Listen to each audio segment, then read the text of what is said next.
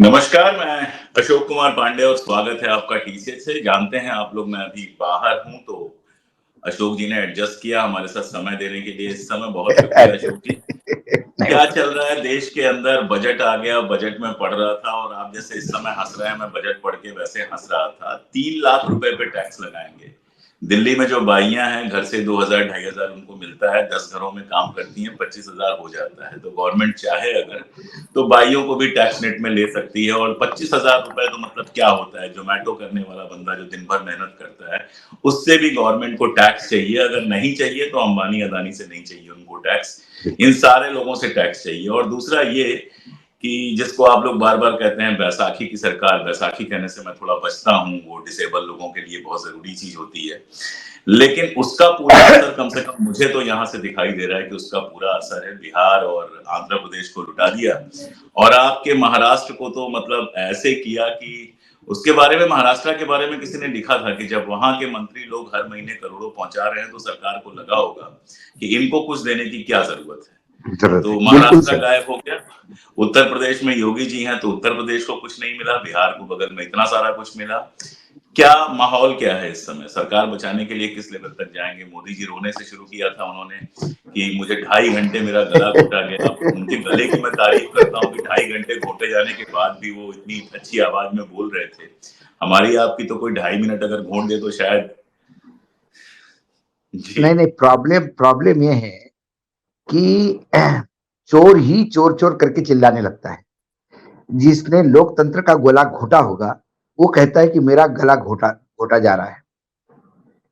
सवाल ये है, लेकिन दाद देनी पड़ेगी अशोक जी। यदि ये मैंने कहा ना कि ये निर्लज्जता का और मूर्ख बनाने का अमृत काल चल रहा है इस देश में। दाद देनी इसलिए पड़ेगी कि जिन बैसाखियों पे आप टिके हुए हो, उस बैसाखियों को भी मूर्ख बनाने का मादमा आप में है। अच्छा। ये दाद देनी पड़ेगी। और ये मूर्ख बन भी गए। लेकिन बजट का क्या है कि हमने सालों बजट कवर किया है। जब एक ट्रेडिशनल बजट होता था तो हर मंत्रालय का आवंटन क्यों बढ़ा, किस लिए बढ़ा, किस मद में बढ़ा, सब पता पड़ जाता था। 2014 से इन्होंने ये देना बंद कर दिया। ये एनेक्चर में आता है और जब तक आता है एक सप्ताह बाद, तब तक इनके भाषण से जो स्टॉक मार्केट ऊपर उठता है, एनेक्चर सुनने के बाद ढस हो जाता है। तब उनको पता पड़ता है कि ये फिर से एक बार बेवकूफ बना गए। तो निर्मला सीतारमन जी ने जो 9 प्रायोरिटीज और 10 प्रायोरिटीज, 10 क्यू, 5A, 8, 9B, ऐसा जो ये नौटंकी चलती है, इसमें मैं एक छोटी सी आपको एक बात बता देता हूं। उन्होंने अपने भाषण में कम से कम 1-1.5 मिनट बच्चों के एजुकेशन लोन पे बात की जी। कि बच्चों का एजुकेशन लोन है और ये है, युवाओं को साधने की बात की। और हम 1 लाख बच्चों को 3% का वो एक जुगाड़ उन्होंने सिस्टम बताया। मैंने जब कागज देखे तो ताज्जुब लगा। जिस देश का खर्चा 48,20,000 करोड़ हो, 48,20,000 करोड़, उनमें से वित्त मंत्री 2 मिनट जिस पे बात करती है, उसमें मात्र 300 करोड़ आवंटित है। मैं परसेंटेज में नहीं निकाल पाया। 48,20,000 करोड़ में से मात्र 300 करोड़। अशोक जी, इतने सारे जीरो लगेंगे कि संबित पात्रा तो नहीं गिन पाएगा। अब हम लोग क्यों गिने? हाँ, दूसरी बात कि 2.5 करोड़ बच्चे एडमिशन लेते हैं हर साल। उनमें से कम 1 करोड़ के आसपास लोग बैंक के लोन और इस पर टिके रहते हैं। अब उसमें आप 1 लाख लोगों को, बच्चों को दोगे और उसको आप महिमामंडित करोगे। मोटे मोटे तौर पे इस बजट में जनता को यह देखना है कि हमने क्या खोया है। जब सरकार की आमदनी बढ़ती है तो कहां से बढ़ती है? सरकार निर्यात से आमदनी बढ़े तो बल्ले बल्ले है। सरकार अपना ही देश को काटे तो इससे बड़ा कसाई कोई नहीं हो सकता। पिछले साल की और इस साल की तुलना में इस साल हमारी टोटल इनकम 31,29,000 करोड़ है। वो 4.5 लाख करोड़ ज्यादा है पिछले साल से। इसका मतलब 2024-2025 इस साल में 4.5 लाख करोड़ जनता से ज्यादा उगाई होने वाली, तैयार रही है। ठीक है, अब अपना खर्चा है 48,20,000 रुपए, 20,000 करोड़ रुपए। हमको घाटा है 12 लाख करोड़ का। और दुर्भाग्यवश जब भी हम लोन की बात करते हैं तो लोग कहते हैं कि तुम्हें एक ही आंकड़ा पकड़ के बैठ जाते हो, 200 लाख करोड़, 200 लाख करोड़, और उस तुम्हारे पास बताने के लिए कुछ नहीं होता। उसका इंपैक्ट ये देखिए आप, जिस देश की कमाई 31,20,000 करोड़ है, वो देश 11,62,000 करोड़ सिर्फ ब्याज में दे रहा है।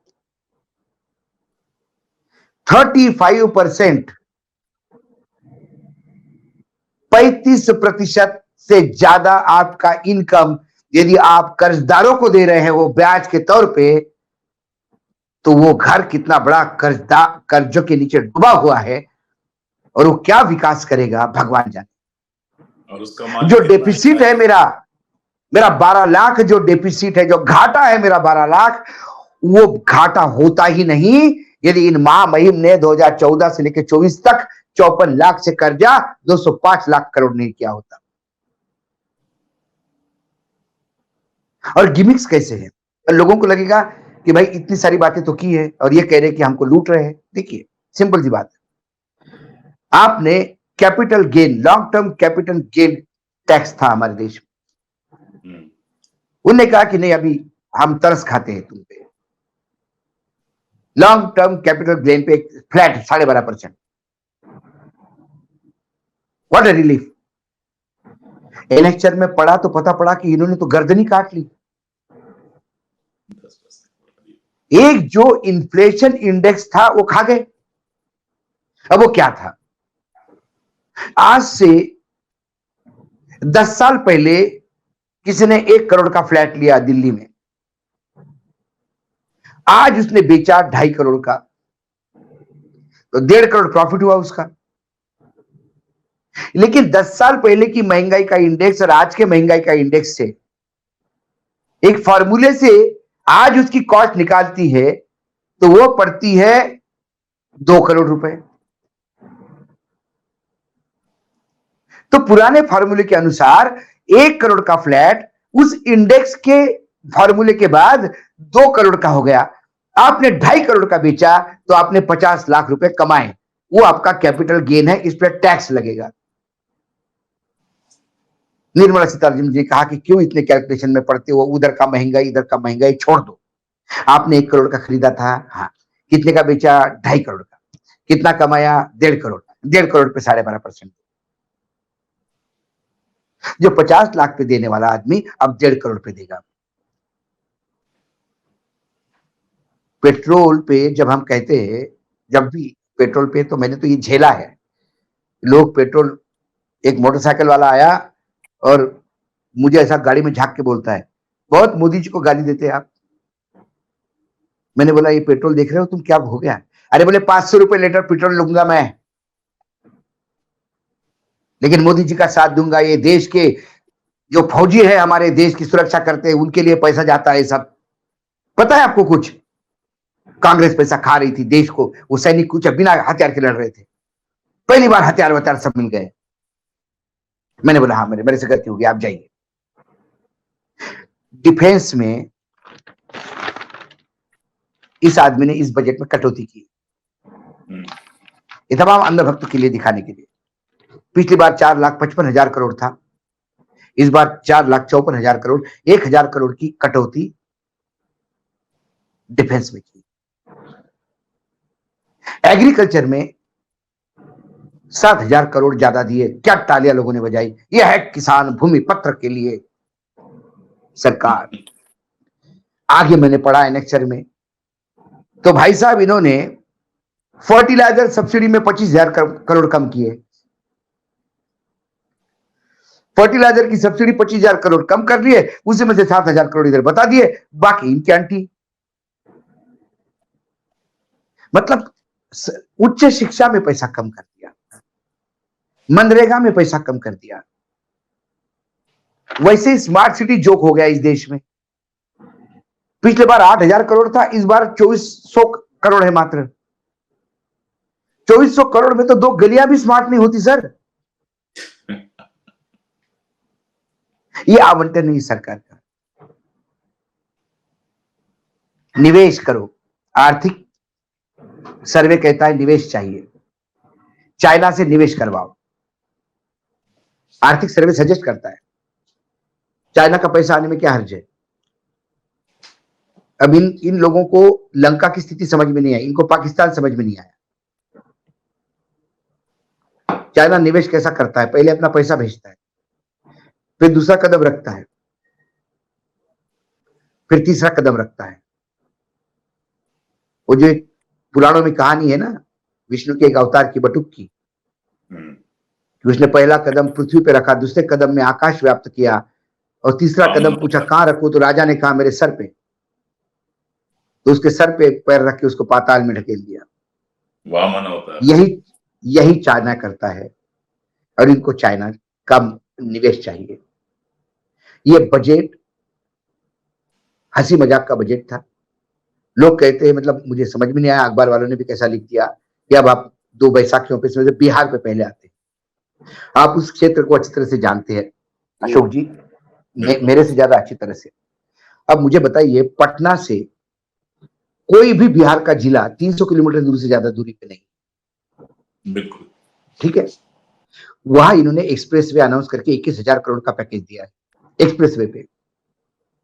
अब इनको कौन समझाए कि बिहार में एक्सप्रेसवे की जरूरत ही नहीं, बिहार में हाईवे चाहिए। एक्सप्रेसवे जो होते हैं वो दोनों तरफ से उसकी बाड़ाबंदी होती है।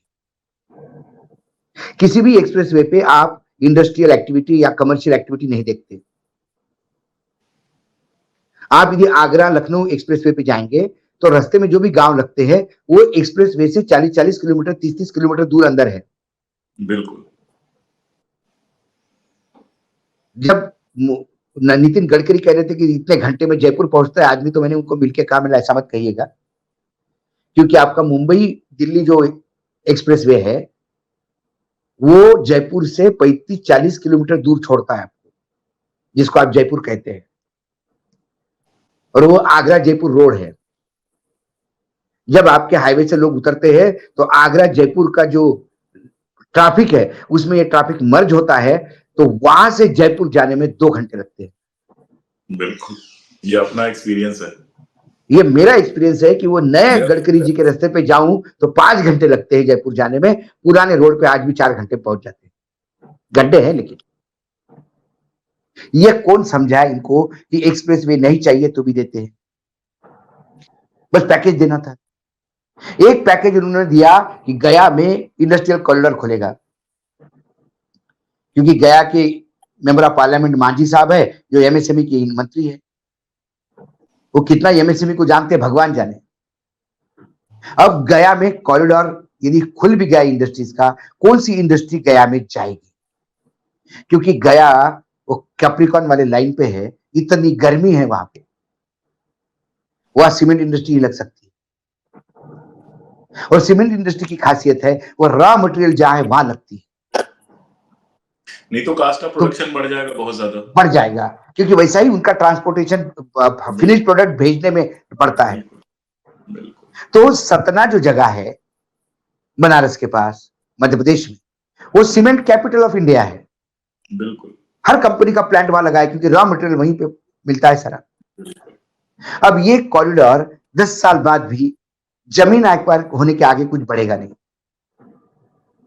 आज उनको वो चाहिए था, बिहार के जिस एरिया में क्लाइमेट ठीक है वहां वो आईटी का कुछ सेंटर बनाते, वहां कॉल सेंटर्स खोलने की व्यवस्था करते हैं, क्योंकि पूरे देश में कॉल सेंटर्स पे काम करने वाले हर तीसरा इंसान, हर तीसरा लड़का या लड़की बिहार से आती है। उनकी घर वापसी होती है। कौन बाहर जाके काम करना चाहता है। आधी जिंदगी उधर पटना में है माँ बाप, यहाँ पे आप पीजी में बैठे हो, कौन जिंदगी निकालना चाहता है पीजी।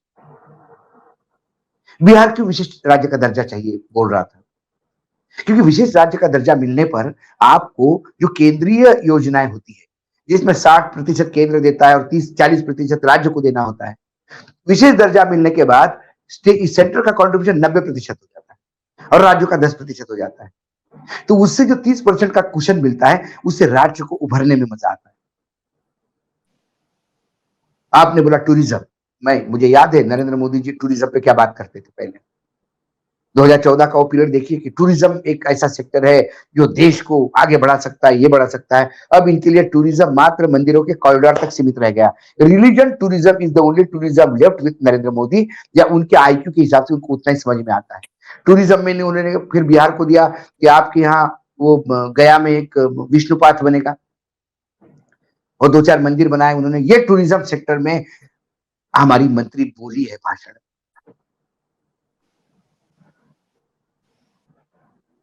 प्रधानमंत्री जब आज मैं क्लिप देख रहा था उनकी एक, जब वो गुजरात में मंत्री थे तब उन्होंने कहा था कि जीडीपी के 20% चाइना एजुकेशन पे खर्चा करता है और ये यूपीए की नालायक सरकारें मात्र 7% का सपना देख के 4% पे अटके हुए हैं। मोदी जी ने वो 4% घटा के 2.5% पे ले आए। उच्च शिक्षा का पैसा काटा, बच्चों के आंगनवाड़ी का पोषण का पैसा काटा, मनरेगा का पैसा काटा।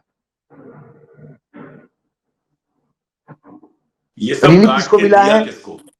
रिलीफ किसको मिला ये सब है? काट के दिया किसको? जी, रिलीफ दिया है कारपोरेट सेक्टर।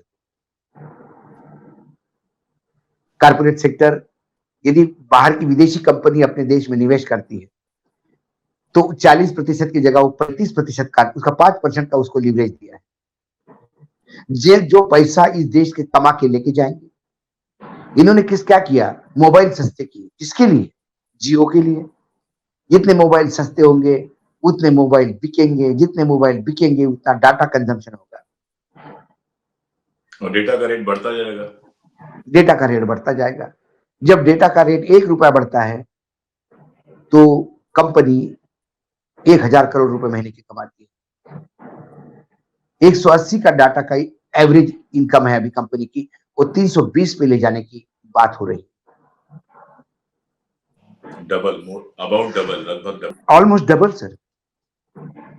तो कुल मिला के बिहार को क्या मिला? बाबा जी का ठुल्लू। बिहार को मूर्ख बनाया। बिहार को जो चाहिए वो मिला नहीं, जो दिया वो किसी काम का नहीं। और मैं हमेशा हंसते हुए उदाहरण देता हूं कि मेट्रो शहर में मेट्रो चाहिए करके हर सांसद को लगता है मैं मेट्रो लाता हूं तो शहर को लगेगा बहुत। नागपुर में ऐसे ही गडकरी जी ने जबरदस्ती मेट्रो लेके गए, मेट्रो चाहिए। अब आपको पता है पूरे देश में नहीं विश्व में मेट्रो का ऐसा यूज नहीं होता होगा। हमारे गडकरी जी इनोवेटिव आइडियाज के लिए जाने जाते।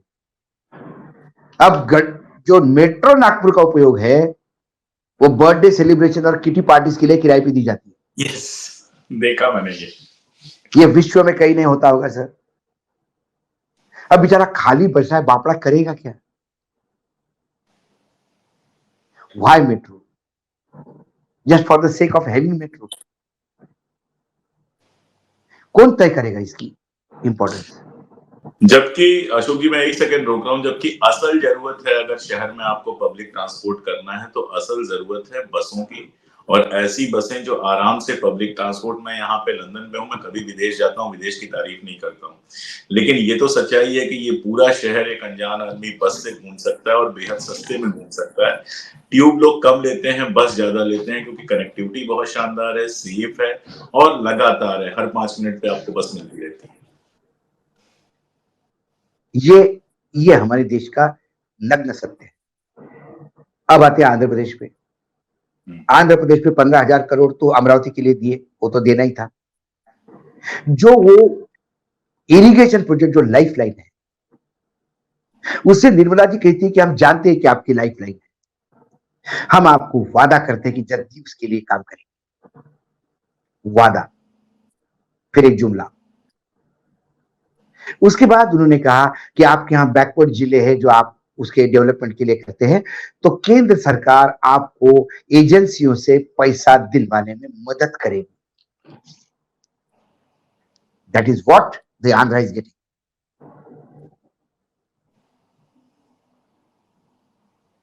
और ये बैसाखियां चुप नहीं रहेगी। मैं यही पूछने वाला था कि नीतीश बाबू का तो समझ में आता है, नीतीश बाबू की कहानी तो हम लोग बहुत बार बात कर चुके नहीं, हैं, नीतीश लेकिन बाबू नायडू भी अभी चुप रहे। नहीं, अभी क्या है, इमीडिएटली नायडू भी जानते और नीतीश भी जानते। नायडू ने भी समर्थन अकेले ने निकाला तो सरकार गिरती थी, और नीतीश ने अकेले समर्थन निकाला तो सरकार गिरती थी। इन दोनों को मिलकर स्ट्रेटेजी बनानी है, इसलिए अभी वो सिर्फ कह रहे हैं कि ठीक है, बजट ठीक है, बजट ठीक है। लेकिन मुझे दया आती है जब महाराष्ट्र के और यूपी के नेता कहते हैं कि सर्वांगीण विकास के लिए बहुत बढ़िया बजट आया। अरे तुमको जूते मारे हैं पकड़ पकड़ के। अब महाराष्ट्र की जनता को यह तय करना है कि उन्होंने जो लोकसभा में किया वही उनको विधानसभा में करना होगा, क्योंकि विधानसभा में दिल्ली के सामने पूंछ हिलाने वाले नेता भेजोगे तो फिर कुछ नहीं मिलेगा। गुर्राने वाला शेर चाहिए विधानसभा में, या अपने बलबूते पे महाराष्ट्र की जनता को देने वाली सरकार चाहिए। एक सेकंड रोक रहा हूं कि महाराष्ट्र में होने वाला है चुनाव, अभी लोकसभा में इतनी बुरी हार मिली है और महाराष्ट्र में जीतने के लिए लाडली बहना और क्या क्या सब कर रहे हैं, और महाराष्ट्र को बजट में वाकई जो आप कह रहे हैं ना, तमाचा जिस तरह से मारा है, तो मतलब इनको चिंता नहीं है कि महाराष्ट्र के विधानसभा चुनाव पे क्या ना क्या है सर, ये या तो ये जान चुके हैं कि महाराष्ट्र को हमने और 1 लाख करोड़ भी दिया तो भी वोट देने वाले नहीं। Damage has been so much done. कई बार क्या होता है कि पेशेंट आईसीयू पे रहता है और डॉक्टर कॉन्फिडेंस का होता है तो वो अपने परिवार को बोल देता है, देखिए आप इनको 6 महीने भी ऐसा रख सकते हैं, लेकिन ये ब्रेन डेड हो गए हैं, अब कुछ नहीं कर सकते। नहीं डॉक्टर साहब कुछ रिवाइव, बोले अब 1 आध करोड़ में 1 आध केस होती है तो होती है, लेकिन आई डोंट थिंक सो। तो बोले डॉक्टर साहब क्या करें? बोले हम एक ही काम कर सकते हैं कि हम पूरे एम्बुलेंस में इनको भेजते हैं, वेल इक्विप्ड एम्बुलेंस, और आपके घर में जाके इनको बेड पे लगा देते हैं, और वहां से हम ये सारी सपोर्ट सिस्टम निकाल के ले आएंगे तो 5-10 मिनट में। अब उनको मुक्त करो। तो बीजेपी जान चुकी है कि आईसीयू की ब्रेन डेड हो चुकी है पार्टी वहां पे महाराष्ट्र, और अब रेक्टिफिकेशन के लिए जगह नहीं है। अभी कल एक मीटिंग हुई है वहां कैबिनेट, तो कई मंत्रियों ने कहा कि भाई चुनाव अभी 2 महीने के बाद अनाउंस होने वाले हैं, 1-1.5 महीने में, भगवान के लिए कुछ फंड रिलीज करो कॉन्स्टिट्यूंसी के लिए, एमएलए के कुछ काम टेंडर अभी निकल के कुछ जल्दी जल्दी काम शुरू हो गए तो दिखाने के लिए दो कि काम शुरू हो रहे हैं। तो सीनियर मंत्री थे गुलाबराव पाटिल जैसे, उसमें अजित पवार ने कहा कि मैं एक ढेला नहीं दे पाऊंगा। अच्छा, तो वहां बिल्कुल तू मैं हो गई। तो अजित पवार ने कहा कि मैं मेरी प्रॉपर्टी बेच के दूं क्या भाई? पैसा कहां है? 7 बड़ी योजनाएं की घोषणा कर चुके हैं, उसमें 1 लाख करोड़ रुपए दे रहा हूं, पैसा कहां है मेरे पास? पैसा नहीं। और इनका ट्रैक रिकॉर्ड बहुत गलत है। ये लाडली बहनों को भी विश्वास नहीं कि ये पैसा आएगा ही रेगुलर, चुनाव के 2 महीने आएगा, क्योंकि इन्होंने दूध वालों के साथ भी ऐसा ही किया। चुनाव आया तो 5 रुपए पर लीटर का सब्सिडी दे दिया, 30 रुपए में बेच रहा था बेचारा, 35 रुपए, उसका 40 रुपए पे उसकी लागत है, वो 10 रुपए सब्सिडी मांग रहा है, उसकी 5 रुपए दी और बंद कर दी बीच में। अच्छा, अब विधानसभा के चुनाव आए तो फिर बोला कि नहीं वो आपकी पुरानी चालू कर रहे हैं 5 रुपए वाली।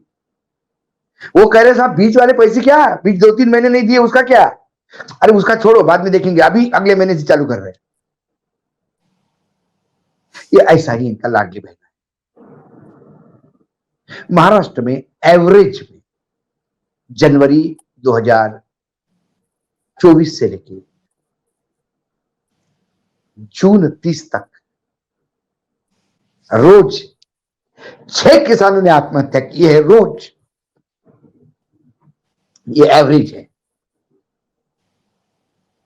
और अक्रॉस है, नागपुर से लेकर कोकण तक। कोकण बचा हुआ है कि वहां नहीं, क्योंकि कोकण में खेती भी होती नहीं, कोकण के सारे लोग जॉब करने के लिए मुंबई आते हैं। 6 किसान रोज आत्महत्या करता होगा, उस प्रदेश का मुख्यमंत्री जब एग्रीकल्चर के लिए अवार्ड लेने आता है तो लगता है ये निर्लज्जता का अमृतकाल चल रहा है। वो एक छोटा सा उदाहरण, जलगांव जगह है, केले का उत्पादन होता है, 52,000 हेक्टेयर केले का कल्टीवेशन है। बीच में इन्होंने एक नई दुकान शुरू की थी, दोनों उप मुख्यमंत्री और मुख्यमंत्री मिलकर तीनों की तीनों पहुंचते थे एक जिले में, आपकी सरकार आपके द्वार। और उस आयोजन पे, हर आयोजन पे 2-2.5 करोड़ रुपए खर्चा किया इन्होंने। वो 2.5 करोड़ उस राज्य जिले को देते तो शायद 2 स्कूल की छतें डलती। तो जलगांव जिले में इन्होंने अनाउंस कर दिया कि केला विकास निगम की स्थापना, 50 करोड़ रुपए अनाउंस। ये बात हुई जुलाई 2023 में, हम जुलाई 2024 में हैं। कुछ नहीं हुआ। फिर 15 दिन बाद उस कॉर्पोरेशन को नाम भी दिया, स्वर्गीय फला फला महल्ले केला विकास निगम। फिर जो एग्रीकल्चर आयुक्त था उसको बोला गया कि ये मीटिंग लो, जरा इसका फॉर्मेशन करो। उसने 2 बार मीटिंगों की सूचना दी लेकिन मीटिंग ली नहीं। 50 लाख रुपए बोल दिया, आए वहां घोषणा कर दी, कागज पे कहीं नहीं है, रिकॉर्ड पे कहीं नहीं है, और लोग इंतजार कर रहे हैं कि ये केला विकास निगम बनेगा तो वहां पे वो विकास निगम का काम क्या है, अद्ययावत फार्मिंग करना, केले का इंटरनेशनल मार्केट ढूंढना, केले पे फूड प्रोसेसिंग करना, केले के रेट्स रेगुलेट करना। जो केला हम 2-2, 4-4, 5-5, 6-6 रुपए में दिल्ली में लेते हैं, वो केला किसान 25 पैसे में बेचता है। क्या कर लेंगे? तो दयावह स्थिति है सर। मतलब ये बजट देखने के बाद और एनेक्चर पढ़ने के बाद तो लगता है कि मतलब मैंने तो अभी एक शो में अभी कहा मैंने कि क्या नरेंद्र मोदी जानबूझ के एक षड्यंत्र के तहत शिक्षा और हेल्थ का पैसा कम कर रहे हैं लगातार, क्योंकि वो चाहते हैं कि जब तक ये अनपढ़ और कुपढ़ लोग होंगे वही लोग कावड़ उठा के जाएंगे। सही बात है। कोई धर्म अपना काम छोड़ के पूजा करने के लिए नहीं कहता। बिल्कुल। एक 30 सेकंड है तो एक कहानी है बहुत बढ़िया नारद की। नारद भगवान विष्णु के पास नारायण नारायण करते हुए गए तो माता लक्ष्मी ने कहा कि लो आपके सबसे बड़े भक्त आ गए। तो विष्णु जी मुस्कुराए, उनके मुस्कुराने के अंदाज से नारद भाग गए। तो उन्होंने कहा कि स्वामी कोई शक, मैं सबसे बड़ा भक्त नहीं हूं। उन्होंने कहा नहीं नारद, झूठ नहीं बोलूंगा, तुम सबसे बड़े भक्त नहीं। उन्होंने कहा ऐसे कैसे बोल सकते हो स्वामी आप, मैं सिवाय नारायण के मेरे मुंह से कुछ नहीं निकलता, नारायण नारायण नारायण जपते हुए पूरे विश्व का भ्रमण करता हूं, तीनों लोकों का भ्रमण करता हूं, और आप ऐसा कह रहे हैं। बोले हे ब्रह्मदेव पुत्र, फिर से मैं कह रहा हूं झूठ नहीं बोलूंगा। तो लक्ष्मी माता कहे कि नहीं स्वामी ऐसा बोल के नहीं चलेगा, परीक्षा लेनी। आप बताइए क्या परीक्षा में ये। बोला कुछ नहीं, एक कटोरा पानी लेके आओ। नारद के सर पे रखा। बोले नारद इस कटोरे में से पानी गिरना नहीं चाहिए, एक पृथ्वी की प्रदक्षिणा करके आए। नारद हवा में बिल्कुल बैलेंस करते हुए आ गए वापस एक चंद मिनटों में, और कहे माता जी देखो एक बूंद गिरा, नहीं गिरा। उन्होंने उठाया, बोला स्वामी जीत गया मैं आपका चैलेंज, अब तो मानिए मैं सबसे बड़ा भक्त हूं। तो बोले नारद ये तुम घूमने जब गए थे कितनी बार नारायण बोला। बोले नहीं अरे मैं तो गलती हो गई, मैं तो मेरा सारा ध्यान ही मेरे काम में था, पानी बचाने में लगा हुआ था, क्योंकि वो मेरा काम था, मेरा ध्यान। तो बोला जब तुम काम में ध्यान लगाते हो तो मुझे भूल जाते हो तो भक्त कैसे होगे। नारद बोला ऐसा नहीं हो सकता ना स्वामी, ऐसा कोई कर ही नहीं सकता। बोले चलो मेरे साथ। भगवान विष्णु उनको पृथ्वी पे लेके आए। एक किसान अपना खेत जो रहा था और नारायण नारायण कर रहा था। बोला यह है मेरा भक्त। जो अपना काम करते हुए नारायण नारायण कर रहा है, ना कि नारायण के पास जाके नारायण नारायण कर रहा है। बिल्कुल। ये कहानी हमारे धर्म को रेखांकित करती है कि कर्म से बड़ा कोई पूजा नहीं। यदि इस देश के सभी युवाओं के हाथ में रोजगार हो अशोक जी, तो जिसकी बहुत ज्यादा श्रद्धा है वो 2 दिन की छुट्टी लेके कार से कावड़ से पानी लेके जाएगा और कार से पानी लेके मंदिर में जाएगा। बिल्कुल, बिल्कुल। वो एक 15 दिन का कोर्स नहीं करेगा चलने का। क्यों? क्योंकि उसको पता है कि 15 दिन कावड़ लेने में जाने के मायने मेरा कितना नुकसान होगा। कोई दुकानदार आपको दुकान बंद करके कावड़ लेके जाता दिखाई नहीं देता, क्योंकि 15 दिन दुकान बंद करेगा तो परिवार को खिलाएगा क्या? ठीक बात है। तो इनको ये लोग चाहिए, एक फौज चाहिए जो मोदी मोदी का नारा लगाए। इन्हें एक फौज चाहिए जो लगातार इनके झूठे नरेशन को इस देश में डेवलप करे। इनके धर्म के सोच से वो लोग काम करें। कुपढ़ों की एक फौज बनानी है तो इनका शिक्षा कम करो। शिक्षित आदमी सवाल पूछता है, अशिक्षित आदमी और शिक्षित आदमी को फॉलो करता है। लेकिन कुपढ़ जो होता है वो अशिक्षित को गाली देके शिक्षित को चैलेंज करता है। ये कुपढ़ है। तो एक कुपढ़ों की जमात चाहिए। इसलिए शिक्षा पे खर्चा कम, आपका पोषण ठीक नहीं होना चाहिए, मानसिक रूप से आप बीमार चाहिए कंटिन्यूअस। नहीं तो जय जय जय मोदी कौन कहेगा? मोदी मोदी कौन कहेगा? तो ये बजट देखने के बाद तो यही लगता है। इसी बजट के आंकड़े, हम तो कोई अपने तो आंकड़े दे नहीं रहे। जो आंकड़े मैं बता रहा हूं ये वही आंकड़े हैं जो एनेक्चर में है। 3 से 7 लाख का स्लैब में लोग कहते कि कितना बड़ा अचीवमेंट। स्टैंडर्ड डिडक्शन 50,000 से 75 किए, कितने सालों बाद किए? उस सालों में महंगाई जितनी बढ़ी तो ये तो 1,50,000 करना चाहिए थे आपको, तब जाके वो पुराना 50 होता। कोई पुराने के बराबर होता, फिर तो होता। आपने 75 करके तो उसको और माइनस कर दिया। स्टैंडर्ड डिडक्शन यदि हाउस रेंट में मिलता है होगा तो जब मयूर विहार में आज से 50,000 का डिडक्शन था तब मयूर विहार में 6,000 रुपए में मकान मिलता था 2 बेडरूम का, अब वो 35,000 में मिलता है। बिल्कुल ठीक बात है। तो मेरा स्टैंडर्ड डिडक्शन तो वही खा जाता है मकान का किराया। जिस अनुपात में महंगाई बढ़ी है उस अनुपात में आप ये बढ़ाते तो आपको इसको 1,50,000 देना पड़ता। असल में अशोक जी जो मुझे लगता है कि सारी समस्या है प्राथमिकता की। आप बिहार की जब बात कर रहे थे मैं बहुत खामोश होकर सुन रहा था।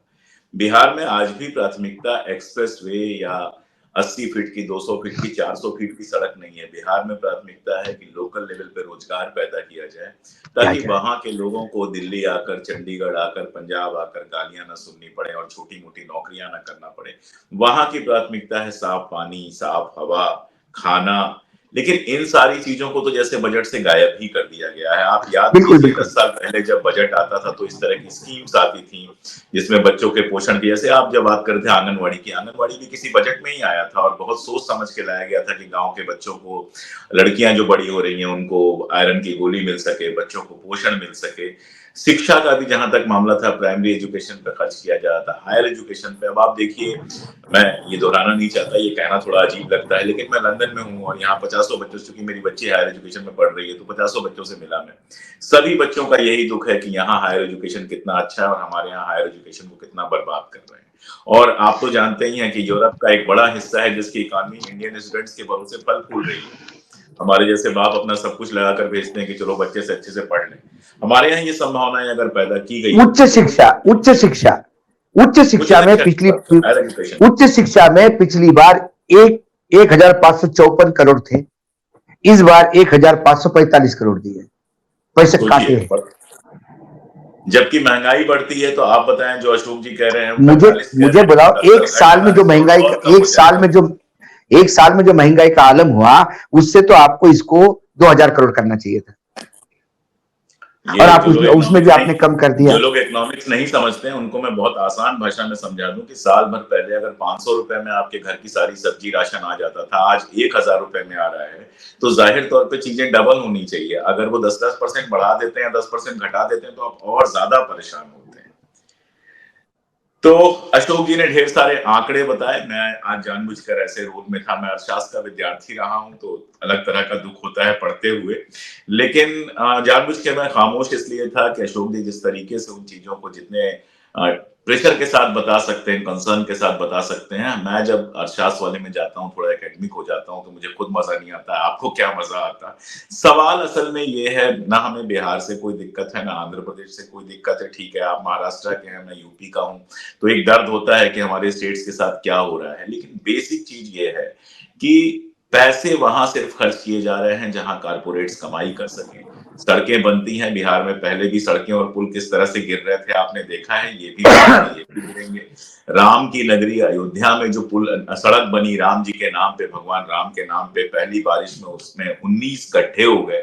आप कल्पना कर सकते हैं कि ये सड़कों के करोड़ों जो आते हैं, उसमें से कितने करोड़ मंदिर में पानी टपकने लगा था। मंदिर के अंदर पानी भर गया। बॉम्बे की जो सड़क थी, उसका बताया जाता है एक सड़क में उसके एक जगह दरार आ गई। तो आप समझ सकते हैं कि ये जो हजारों करोड़ की सड़कें और ये सारा कुछ बनता है, इसका असल पैसा किसके पॉकेट में जाता है। अगर अशोक जी का मेरे साथ प्रोग्राम आप लगातार देख रहे हैं, तो महाराष्ट्र के बारे में तो वो बहुत सारी कुर्सियों के डिटेल बता चुके हैं, किस कुर्सी के पास कितना परसेंट पहुंचता है।